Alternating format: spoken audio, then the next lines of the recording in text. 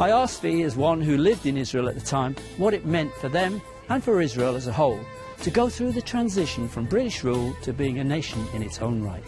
Zvi, what was the 1939 White Paper and what effect did it have on the Jewish people in Israel?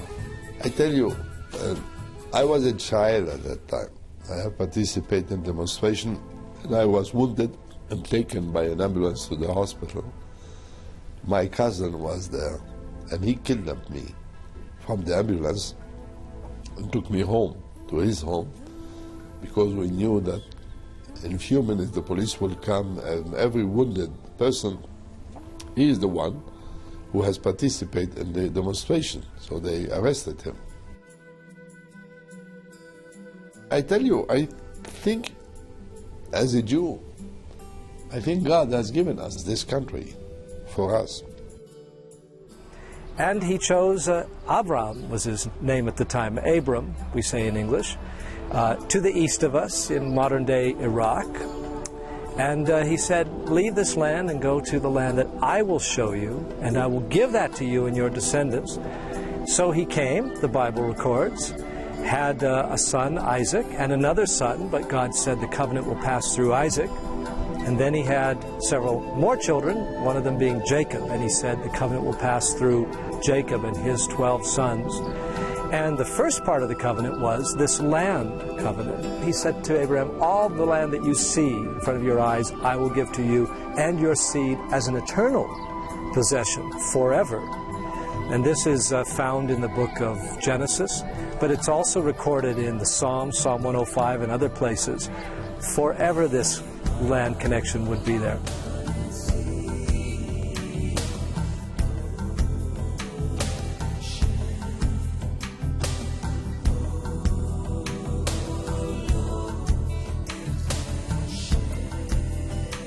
And nobody can come and limit us and say you are allowed to have 50 or 75 or 100,000 Jews in 5 years. No. This is our land, our country. We never told to anybody, don't bring more people to your place. And there were a lot of demonstrations, but we have smuggled Jews along the borders in every place. And my father was very active in that, bringing Jews through Lebanon. I think it was wrong. It was not politically wise to do the white paper. We used to call it the white book. And this created, of course, antagonism with the British government. We didn't like it. And it was not wise to do it. And you know that at the end it did not happen.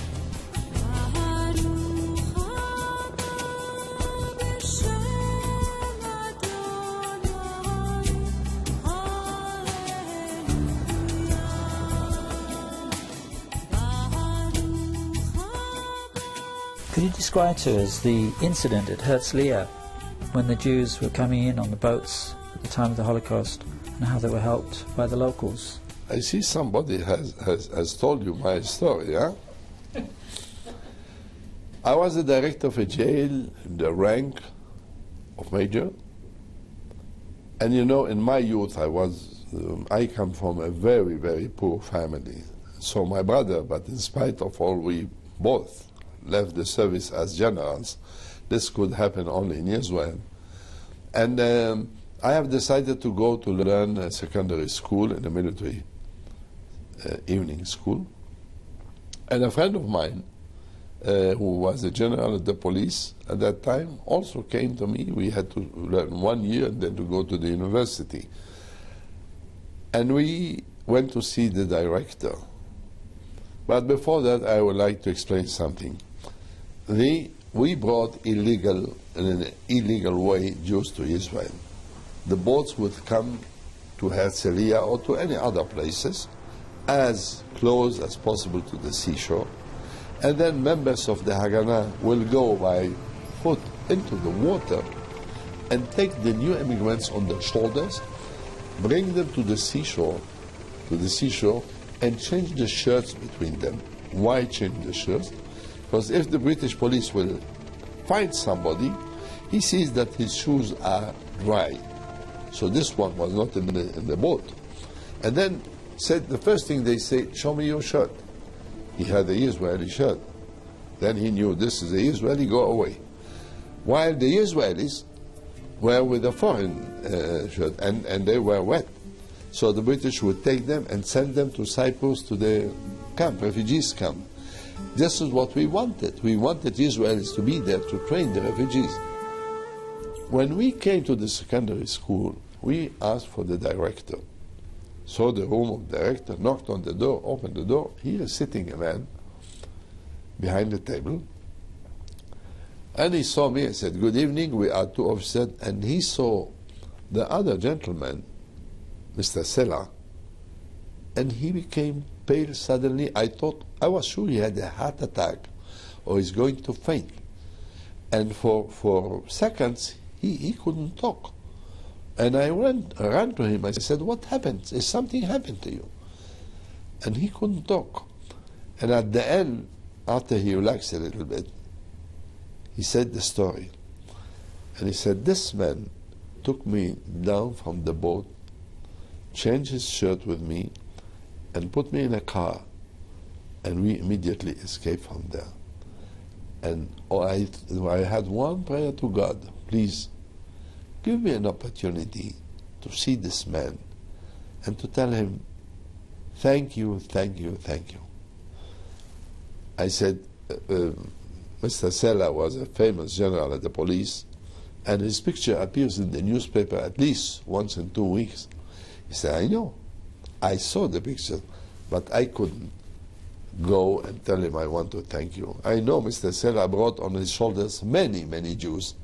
So how can I go and tell him? But here, God has sent him here. And he started to cry, and of course, Sella was also, had the tears in his eyes. They embraced each other. And then he called all the teachers from school, tell them the story. And they said, from now on, Mr. Givati and Mr. Sella, whatever they ask anything, you give them all the services. And every time we had an examination, we went to his home, sat with him, and we had succeeded. We passed the examinations. And after a year, I could go to the university to learn public administration. Can you also describe the conditions that created the 1948 war, the UN partition plan and so on, and what actually happened during the war? As far as I remember myself, from the very young years, I was aiming for peace. And I think every Israeli was aiming for peace. And in 1929, we had terrorists, and Jews have suffered. And then the Second World War, 1939-45, which was a real tragedy for the Jewish nation. And then came the Committee of Peel, which have decided the partition of the country, where the Palestinians got a larger part of the land than what they have now. But they didn't accept it.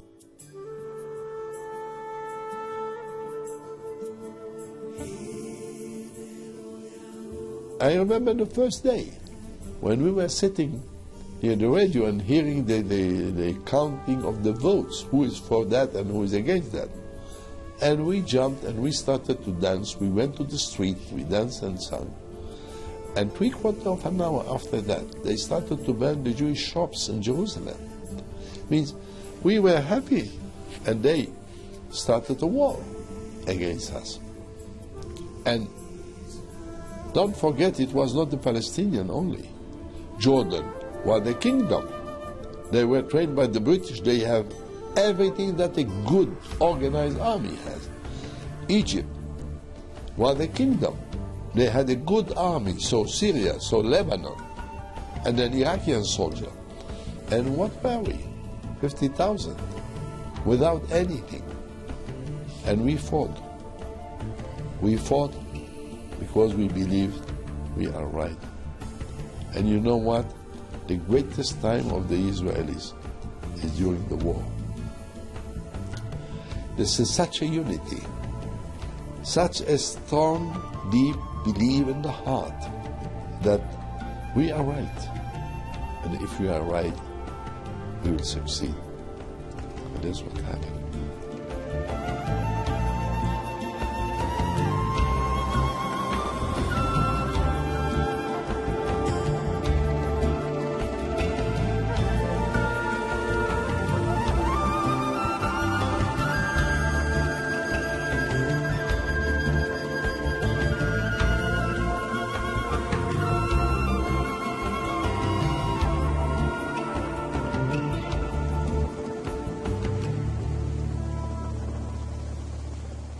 Zvi, can you please describe why the Palestinian Arabs left in 1948?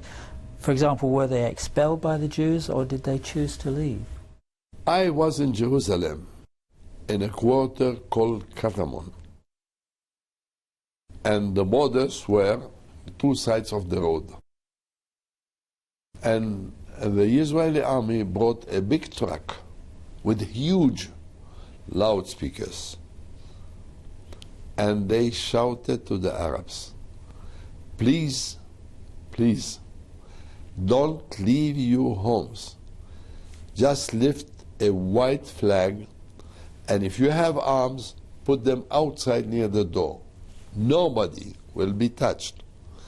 And there was another car with huge loudspeakers, belonged to the Arabs. They say, leave your homes and we will be back in 2 days. You will get your homes back, and not that only. You will have everything belong to the Jews. Leave your homes now. And I have the feeling that the leaders wanted one thing. By pushing the population out and send them to Arab countries like Lebanon and Jordan, put a pressure on these countries in order that they will continue to fight against us. Because there are a few families who remain. Nothing happened to them. In 1967, there was again a war, and nobody escaped. Because they knew the Jews are not killing. Were the Palestinian Arabs given the opportunity to return to Israel for those that had left? I don't think it is now possible. I don't think, because you have to know, we were 500,000 Jews in 1948. And there were the same number, approximately the same number of Arabs. But because of the war, independent war, the Jews had to escape from Morocco, from Tunis, from Algeria, from Lebanon, from Syria, from Iraq, from Egypt. They had to escape because these countries started to make them difficult. They were members, or because they were Jews, not because they were Israelis. And they came here. And we have them as refugees. And if you check the number of Arabs who escaped from Israel, or from Palestine at that time, were nearly 500,000. The number of Jewish refugees that arrived from the Arab countries was nearly 500,000. We just exchanged population. With one small difference. When they came, the Jews, we opened our arms and told them, please, come on, you are our brothers. When they went there to the Arab countries, they insist to leave them in refugees camps. Why did all these Arab countries never change anything? They could rehabilitate them after so many years. They had to live in this situation, and the whole world would have helped them. They didn't want. They wanted to leave this problem alive in order to make pressure on Israel to give them back the land. Now, no Jew will go back to the Arab country. And you know, I know Jews who left houses with a lot of money, big houses in Arab countries. They lost everything. They arrived here as refugees without 1 cent. Some of them had succeeded to take a little bit of jewelry with them, but the rest left everything, and they came.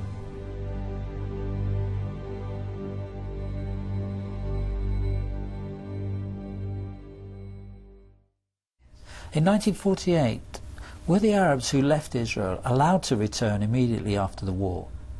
And what were the conditions of the return? There was never a talk about coming back. And I don't think any one of them was ready to come back. They believed that one day they will come back when they see us in the sea. And we don't know to swim, and we don't like the sea, so we remain in our houses. And meanwhile, new immigrants came from the Arab countries who escaped, and the situation remained this way. And I think the Arab leaders were not interested that they will come. They wanted to leave this problem still alive so that they can fight for it. This is what I think. There are both Israeli and Palestinian Arabs. This is not generally recognized in the West. We only hear of the Palestinian Arabs. Can you please explain to us how these two groups formed in the first place? It's very hard to say it, but Israel is our name from the Bible time still. Palestinian, they are Arabs, they are Jewish Palestinians, they call themselves Israelis. And if you believe me, we could live in peace and quiet for a long time if the politicians would not interfere too much. We are here because we believe that the Bible has promised, God has promised in Ezekiel, Jeremiah, there is a promise to bring us back from all over the world. And I tell you, this is one of the greatest miracles in the world, in the history of the nations at all. Could you imagine, after 2,000 years, people who left Israel at that time grew up, not them, but their grandparents grew up in Germany or in Russia or wherever, with a different language, different climate, different education. Suddenly, they wake up and they say, let us go to Zion, to the house of God. This is something which is in the heart. This is something which is in your blood. This is something that sometimes you can even not explain how it happened. My father was one of 10 children of a big rabbi in Russia, who was a very, very rich man. He was the supplier of the food of the Tsar's army, and he was a rich man. At the age of 17, he had decided, I want to go to Israel. And my grandfather said, if you go, I will take you off my inheritance. You will get nothing. And my father said, to be in Israel is more important than the money that you give me. And he walked. He didn't have money, so he had to walk to find ways to reach Israel. And here he worked. My mother had one child, and they lived for 2 years in a tent. In a tent. And you know that the tent had 2 pieces, so that it stopped a little bit the cold at night or the heat during the day. Well, they didn't have such a tent. And she said, every morning at 5 o'clock in the morning when the sun rises, I had to go out of the tent. It was impossible to stay there. It was so hot. So my father built the tent near a tree, and all her life was, for 2 years, was under the tree.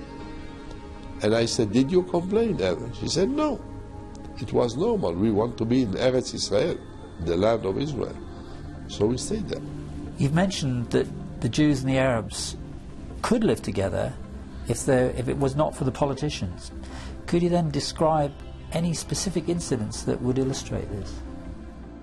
Look, my wife was born in Hartuv in the mountain of Judea, a small village of 12 families who came in 1885. And there were 12 families were surrounded by 5,000 Arabs.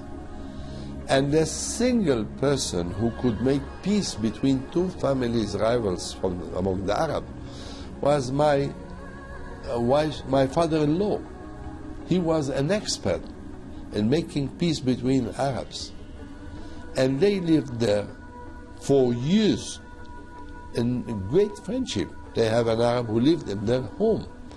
They lived together and they worked together, and everything was all right. The politicians started. And you know more than that, 1948, when the war started, an Arab would come every night, because Hartuv, the small village, was surrounded by Iraqi soldiers. And an Arab would come to the fence every night and bring to my brother-in-law eggs and meat and fruits and vegetables. So there is a way. I have a lot of Arab friends. We could manage very well. Let them not interfere, we could manage. Meanwhile, everyone became a politician. And this is very hard, and I don't want to tell you what I think about politics. Anyhow, I don't like it. And I think there is a human contact between us. And you know, Arabic and Hebrew is the same language. We have so many words which are equivalent, the same thing. Mime is water. Yom and Yom. In Arabic, Yom is day. In Hebrew, Yom is day. It's the same word. Bait in Hebrew is house. In Arabic, Beit. But it's the same word. So we have a lot in common. If they let us live, we could not find a way. Abraham is the father, really, of both nations. He said you'd be a great nation. That's all. Both to the Jewish people and to the Arabs. And so really you're cousins, in a way. Look, we are the single nation. When we meet each other, we say shalom, which means peace. There is no other nation who say shalom, say good morning, good night, good evening. We mention peace thousands of times every day, and we have no peace, but we will have it. Amen. We are witnessing the arrival of our 50th flight. 50th charter flight. 'Cause I'm gonna make this place your home. How do you feel when you see the Jewish people returning from all over the world? Do you see it as a sign of God's faithfulness? Yes, of course. I don't think it would have been possible if not that. And you see them. And you know, the first generation is suffering very much. But when they go to the army and meet the Israelis, the new immigrants and the Israelis, then you immediately feel that it is one nation. It's one big family.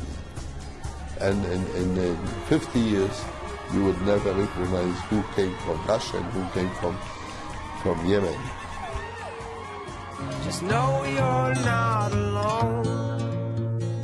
'Cause I'm gonna make this place your home. Settle down, it'll all be clear. Don't pay no mind to the demons, they fill you with fear. The trouble in might drag you down. You get lost, you can always be found. Just know you're not alone. 'Cause I'm gonna make this place your home.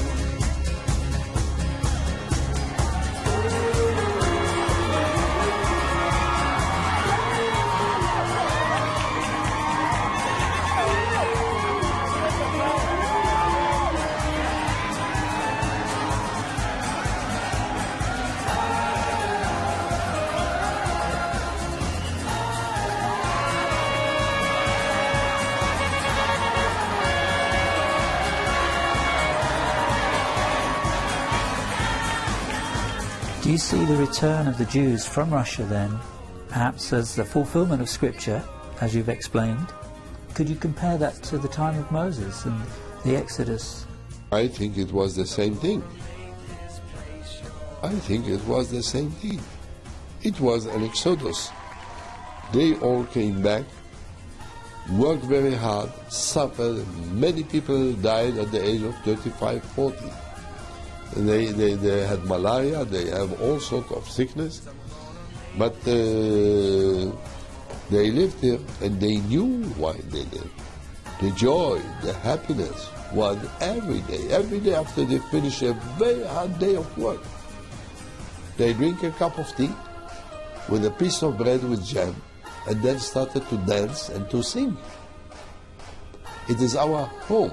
'Cause I'm gonna make this place your home.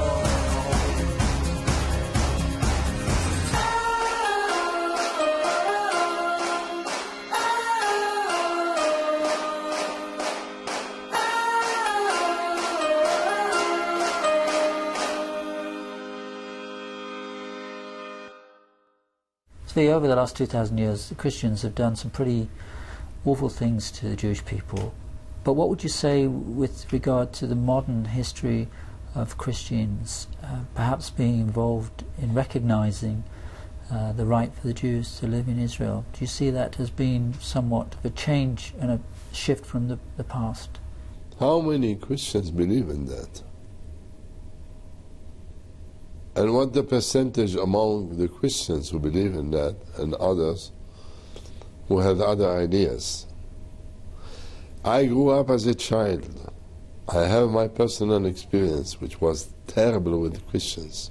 I hated Christians in a terrible way, because in Lebanon the Arab Christian children has beaten us, has torn our clothing, made us all sorts of terrible difficulties, and tortures us, and we had to stay at home and play, my brother and I alone.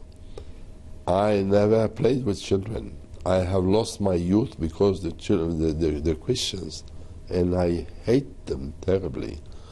And the day I left Lebanon, I was very happy. I came to Israel and went to a Jewish school, and later on I am telling it very fast, I couldn't continue to study because it costed a lot of money and my parents had no money. So I went to a Christian school, and there the Christian did not beat us. They didn't curse us. They didn't tear our copybooks and books or clothing, but they did something else. That every time that they were playing, and I as a child of 12 years old came to play with them. I wanted to play. I didn't want anything. And the moment I came, they turned their back and left. And I tell you, I don't think that in my life anybody has succeeded to humiliate me more than these children. And I tried and I tried. And I asked myself, why do they do that? And then I have decided that the single way to buy their friendship is to learn well and to help the Christian boys in their studies. And I started to sit down in the kitchen every night until midnight and to learn. And very quickly I became the first pupil in the class. And every time the teacher asked a question, I was the first one to lift my hand. And when there was a break and we went outside to play, I went to the children, you want me to help you in arithmetic? You want me to help you in history? They turned their back. They don't want it. Not only they don't want it, they started to hate me much more because we have a single Jew in the class. And he is the best one. They didn't know I am the best one because I wanted to play, not because I wanted to study. I had no alternative. I wanted to survive. And it didn't help me. And when I finished the Italian boys' school, which was a Christian school, I said, thank God, I have finished with it. And for years, I didn't want to see a Christian.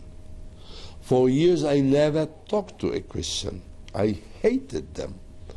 And I want you to know, let your viewers know, a Jew is grow up from the first day of his life. They started to teach him, be careful. The Christians want to proselytize you. They want to make of you a Christian. Be careful. If they are nice, it's only because of that. And one day my wife said, we have a Jewish family, Messianic Jewish family, and the lady invited somebody for dinner. A couple, Inge and Christian Svensson from Denmark. And she said to my wife, I want you and Svi to come for dinner. She probably wanted to show to this Danish friend that she has important. They thought that I am important because I was a general. And I said to my wife, these are Christians. Yes, Christians from Denmark. And the lady wants us to have dinner with them. I said, never. I am not going to have dinner with Christians. I don't want to talk with them. I had enough. And I was, at that time, more than 40 years old. And I didn't talk with Christians at that time. But then, you know, as in every couple, it's not the wife who says the last word. I always say the last word. I say, yes, darling. But the last word is with me. And I went. And the gentleman started to tell me his stories, how he helped Israel by collecting money. And I told him, if you want to help Israel, send young Christians to work here, to volunteer here. And I don't know how this very strange idea came to my mind. I hated Christian, and here I invite Christian to come to work. You know what? For years, I didn't understand. I think it was only God that put it in my heart. And he said, "You can fix it?" I said immediately, yes, without knowing whether I can fix it or no. But for me, if there is something which I think is right, I will fix it. Even if I go through the wall, but I will fix it. There is no alternative. You cannot advance in your life. And next morning, I went to the mayor of Jerusalem, Teddy Kollek, and told him I have a group of so-called crazy Christians because they want to come to help Israel. They want to volunteer here. He said, bring them. I say, you give me a letter, because I knew when the mayor promised you something, it's not enough. He gave me a letter. I agreed that Christians from Denmark will come to work, and they work with elderly home, with single elderly people, handicapped and not handicapped. They go and clean their houses, take them for a walk, buy them medicine, do other things. And we have created in Denmark the Danish Jewish Friendship Association. And I was invited to go to Denmark to speak to a big meeting of this association. And I took my wife and I went there. It was very nice. First time in my life in Scandinavia. In Denmark, everything new. And they put us in a Bible school. Took my shower, put my tie, went down, and asked my wife, where are we going to be? Where do I have to speak? And somebody came, one of the hostess there, and I said, where do we speak? And he showed me a building. He said, there. And this was a big building with a cross on the roof. And I said, sir, this is a church. And he said, yes. And you want me to go to a church to speak? And he said, yes. You know what? If he would have told me that in 10 minutes the world would be destroyed, maybe I would be less astonished than that.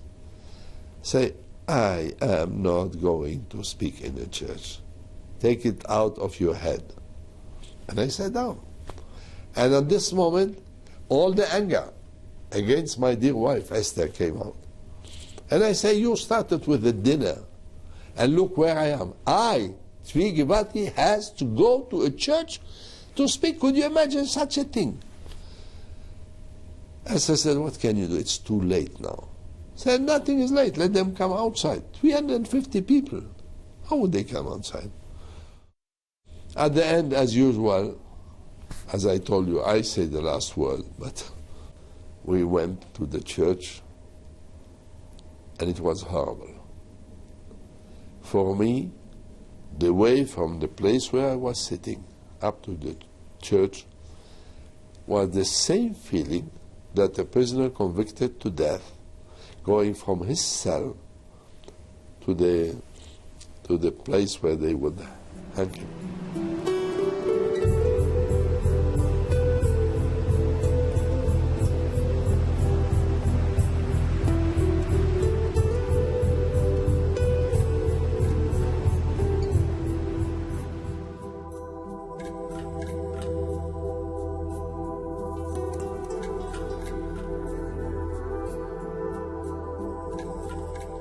Coming close to the door, the big door of the church, I saw a banner there, and I could read it from far, and it was written, Israel, you are not alone. And I looked there, yes, they say, Israel, you are not alone. All my life I was alone. All my life I felt that Christian did not lift a finger to stop the Holocaust. That Christian throughout in the 15th century from Spain, that all my life we had terror from the Christians. And here, in a church, Christians saying me, you are not alone. and without willing, without feeling how it comes, the tears started to go from my eyes. And I look at my wife, and she was also crying. So we gave hand, and we went in. And there I heard the question speaking. And I said to myself, Sri, from now to the last day of your life, you do everything you can to bring closer Christians and Jews. To explain to the Christians the problem of the Jews, but to explain to the Jews what kind of Christian friend we have.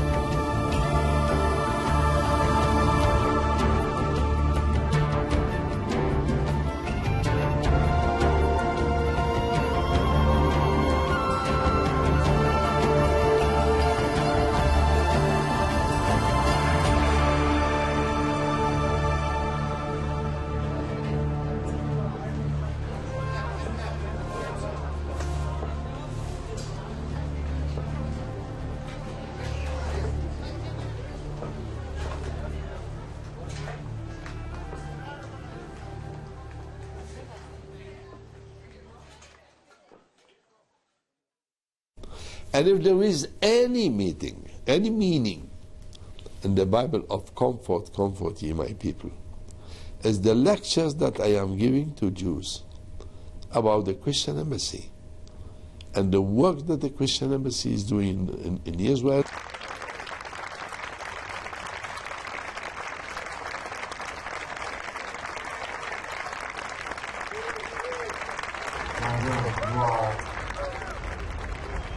A wonderful personal friend, but you're also a true patriot of Israel. And you bring here so many of Israel's friends. And I simply want to say from my heart, from Sarah's heart, Toda Rabah, thank you. And the state of Israel salutes you.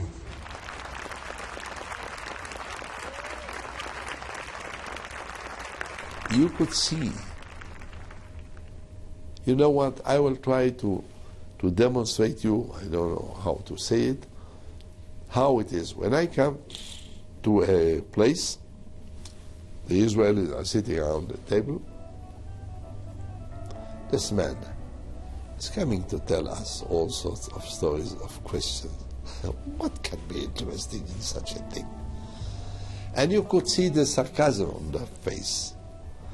And sometimes you see somebody is looking on the roof, and the other one is writing, the other one is holding a newspaper on the table. He was invited to a lecture, so he came. It's a small place. There are no lecturers every day, so he came. And after a few minutes, the one who was looking on the roof started to look at me. The one who was reading the newspaper stopped to read the newspaper and look at me. And after 20 minutes, you see their red eyes. And the tears start at the beginning, one, and then they start to have the handkerchief. And I have always the same question. 3, this is a wonderful story. Why did we not know about it before? And maybe I got my blood pressure because of the Israeli television, the Israeli newspaper, who never liked to write not about the good thing that the Christians are doing, but anything good that is done in this country. When you take the newspaper, here is a murder, here is a killer, here is somebody who has stolen money from poor people. Good things they don't write. And coming to speak in church, in houses, in synagogues, in groups, in halls, I go all over the places. And I tell them, the Bible said, comfort, comfort ye my people. This is the main reason why the embassy exists, to comfort us, all Jews and Israelis. And I know, I talk in one place and immediately those people, some of them will immediately prepare me another lecture in another place. And I go to speak, I am not getting any money for the work, free of charge is doing it. Because I think it's very important for them to know you have Christian friends. See, how deep is your own faith? What does God mean to you? Look, I am a Jew and I believe in Judaism. I didn't change my faith.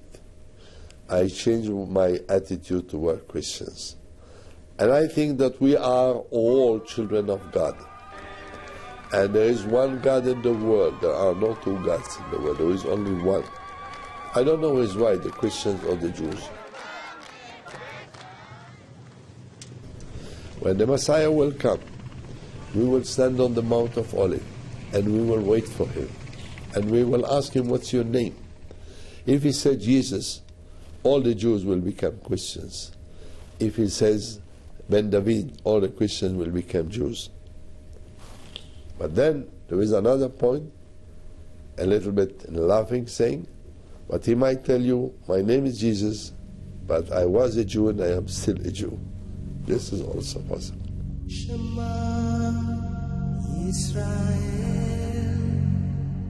Do you see the attachment to perhaps the fact that now Israel is a nation, that it hasn't been for over 2,000 years? Do you see any significance between that and the coming of the Messiah? I don't think the Messiah would have come when there was a tribe of people sitting here. Israel was once a great nation. Now you know how many great nations were the Greek and the Roman and other countries. Where are they? Where are they all? Germany has taken 3/4 of Europe. Where is Germany today? If not the European, the American would help them. It was nothing. Russia, the big empire, where is it now? But the single small nation, 6 million have been killed. And it raises up again. It's only the will of God who made it.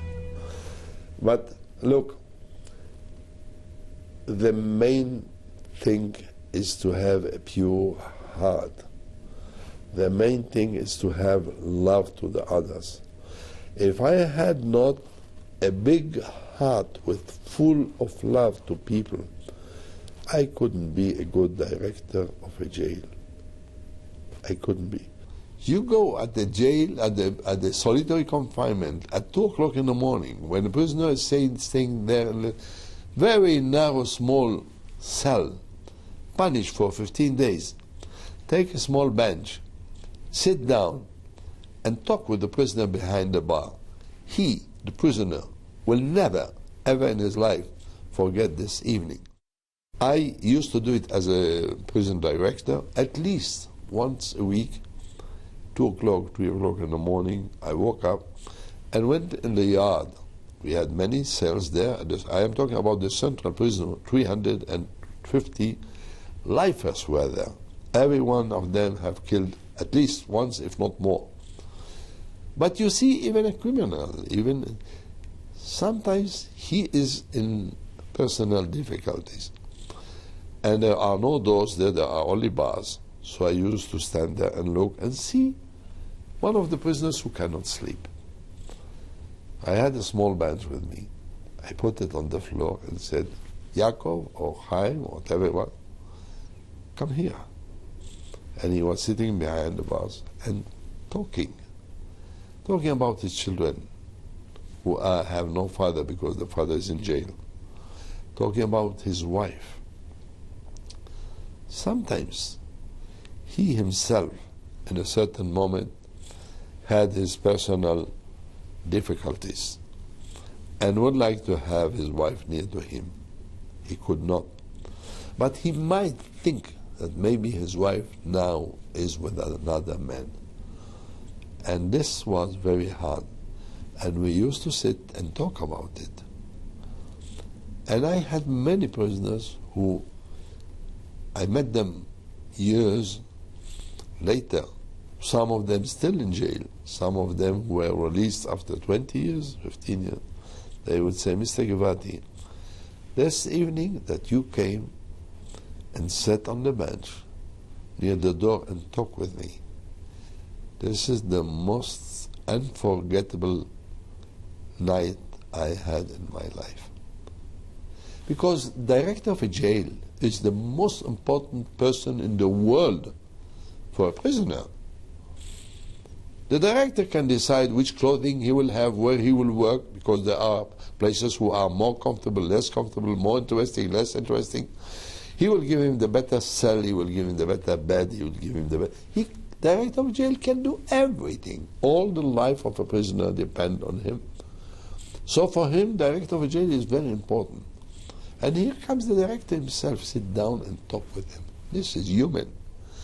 And this is one of the best way to rehabilitate prisoners. I want you to know, I knew the names of all the prisoners. I knew the history of all the prisoners. They were a long time in jail. And every letter that came into the jail, we had to open and to read it. And sometimes the prisoner would get a letter that his son is sick. The role of the man who makes this censor would be to come to me and to tell me, this gentleman, his son is sick, his wife wrote him a letter. So I would go for inspection and find him. They tell me, how is your son? That the fever went better. Well, how was the operation?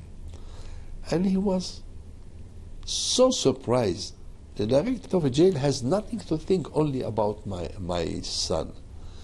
You cannot imagine how important it's for him. And I think we had to try to rehabilitate the prisoners. And to try to rehabilitate them is not only by teaching them a profession, which is important, but there are many other things. And if there is no humanity, then whatever you do in jail will not help. If you allow me to tell you a short story, then if you don't want to give it to your viewer, you can take it off. I had two prisoners convicted for life because they have shot somebody for political reasons. There was no reason. They were not involved in politics. Somebody came in the last minute and incited them. He said, this man is a traitor, he should be killed, and they brought them to jail. One of them is a son of a very, very rich father who left his wife, the mother of this boy, when he was 8 years old. The father was very rich. He left the mother with 2 children without a cent to live, and the mother had to work very hard to educate the children. And he never took care about his children. Now when the boy came to jail, after a long time, we made a show where the prisoners were acting. But it was a psychodrama show where I gave to, together with the psychologist, of course, we gave to every prisoner a role in this show that was nearly equivalent to what he did in life. And this enabled him, in the show he can say whatever he wants. Privately, when he talks with you, he's closed. He cannot admit things, he cannot talk about things. And we gave him a part in the show where he said these children had to be bitten all their life because they are bad. At the end of the show, He said, it is not the fault of the children. Maybe the father should be punished. And I have invited the father of this boy to come to see the show. I called him and I said, your son is convicted for life.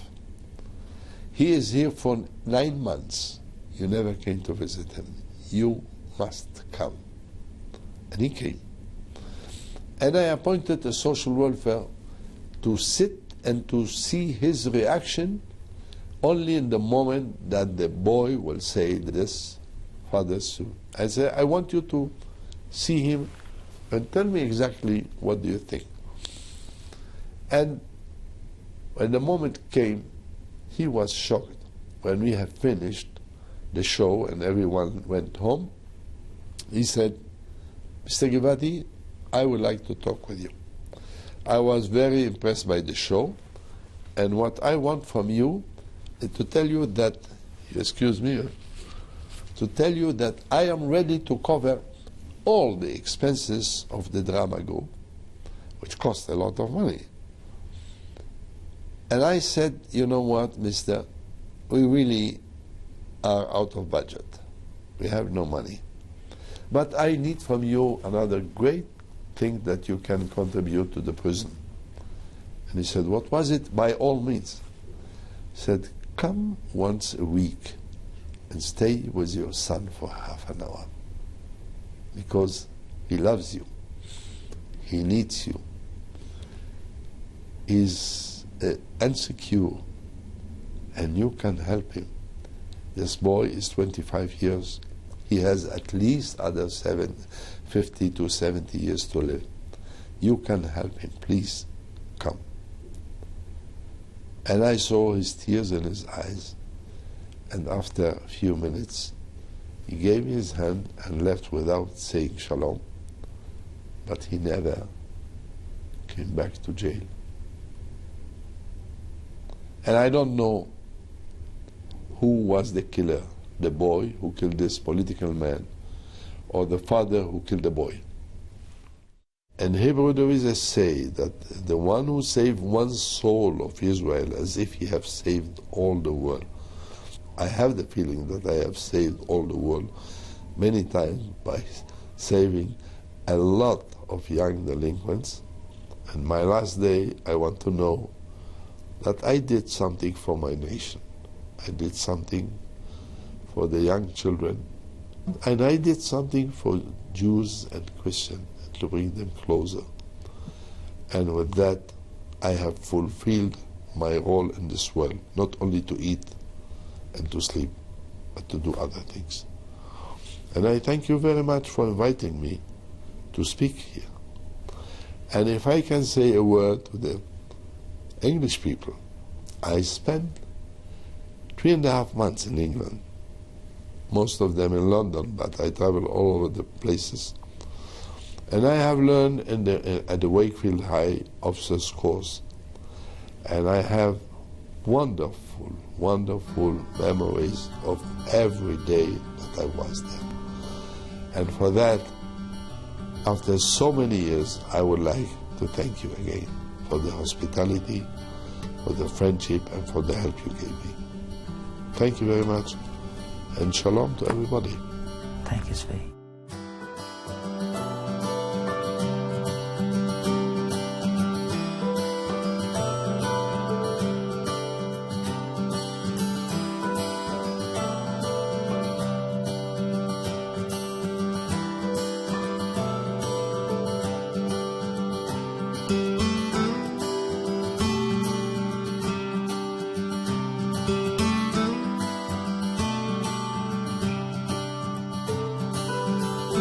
From the moment I had the privilege of interviewing Zvi Givati, way back in the summer of 1999, I've been endeavouring to produce a programme from that interview. And now, some 15 years later, I have eventually completed this documentary. Forgive me for taking so long. I believe that this dear man's testimony will reach not only your intellect, but more importantly, touch your heart. I thank God for the life and service to mankind which Zvi ministered so tirelessly. And though he is no longer with us in the flesh, I pray that the spirit of this wonderful man shall live on throughout eternity. Thank you for watching.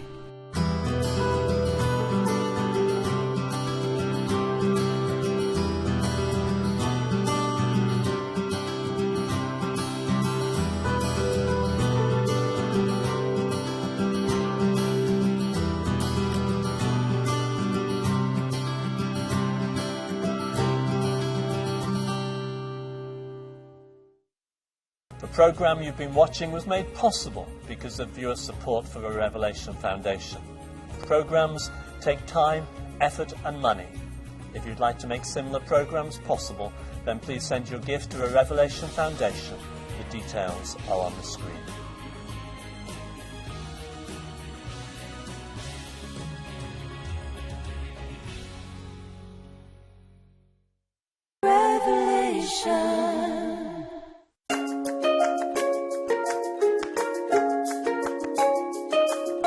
Sunday's all about relaxing, chilling with your friends.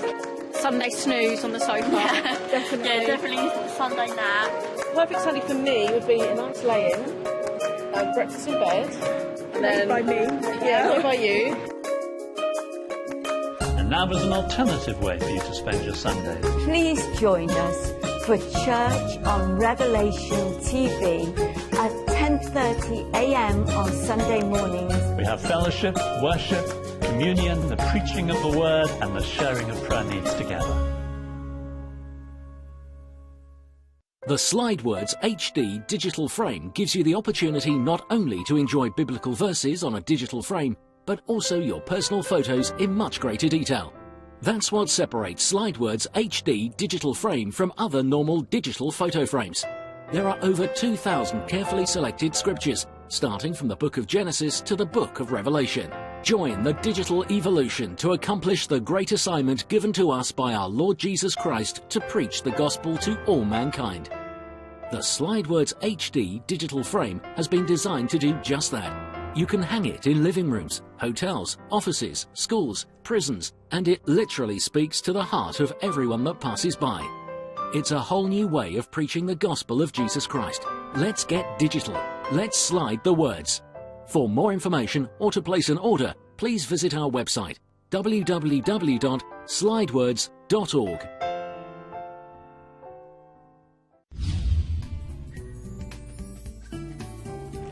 Hi, Thursday evenings is Partner Evening. For those of you who want to take the opportunity to support Revelation TV and can't do that during normal office hours, Thursday night from 7 p.m. till 11 p.m, you can call the number that's on your screen, 0208 972 1400.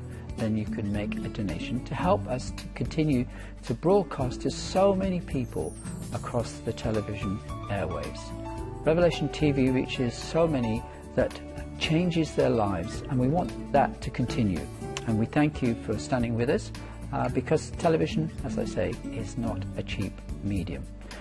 So thank you so much. 0208 972 1400 between the hours of 7 p.m. and 11 p.m. every Thursday night. Thank you. God bless you. Everybody, this is Kirk Franklin. You're watching Revelation TV, Church Without Walls.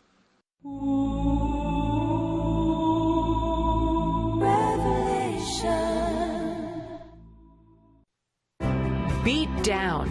That day I felt like God had taken a big eraser to this chalkboard. Brokenhearted. I just wanted it out. And burned out. I started sweating and I couldn't control my breath. If you've ever felt that way, you need to watch this show. You are not in control and you don't have control.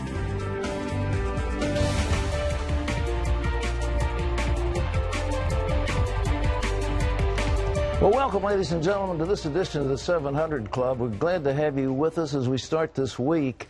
You know, I've been wrestling in my mind to try to understand what is going on with Hamas. Why would they commit suicide? Why would